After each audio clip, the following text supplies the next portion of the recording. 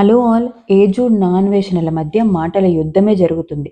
మొదట ఏజుడ్ ఒప్పుకున్నాడు. అవును, నేనొక వీడియోని డౌన్ చేశాను. ఫ్యామిలీ కోసం ఆలోచించాను. భయపడ్డాను. మన అందరిలో ఉండేది భయమే అని చెప్పాడు.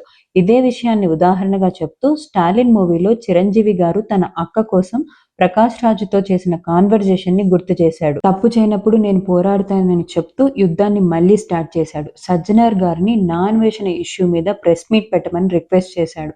ఆ ప్రెస్ మీట్ ఎలా ఉండాలంటే వాడికి ఒంటిలో వెనుకు పుట్టాలని చెప్పాడు. ఇంకా ఆశ్చర్యం ఏంటంటే నా అన్వేషణ సేఫ్‌గా రావాలంటే తన డబ్బుతోనే బిజినెస్ క్లాస్ టికెట్ బుక్ చేస్తానని, ఎయిర్‌పోర్ట్ నుంచి పంజగుట్ట పోలీస్ స్టేషన్ వరకు టయోటా వెల్ఫేర్ కార్ కూడా అరేంజ్ చేస్తానని చెప్పాడు. తేజుడ్ నిజంగా రియలైజ్ అయ్యాడు. భయాన్ని దాటాడు. మళ్ళీ యుద్ధం మొదలుపెట్టాడు. ఈసారి మన కమ్యూనిటీని రిప్రజెంట్ చేస్తూ మిలియన్ ఫాలోవర్స్ ఉన్న యూట్యూబర్స్ అందరూ గట్టిగా నిలబడితే నా అన్వేషణని కిందికి దించేయొచ్చు.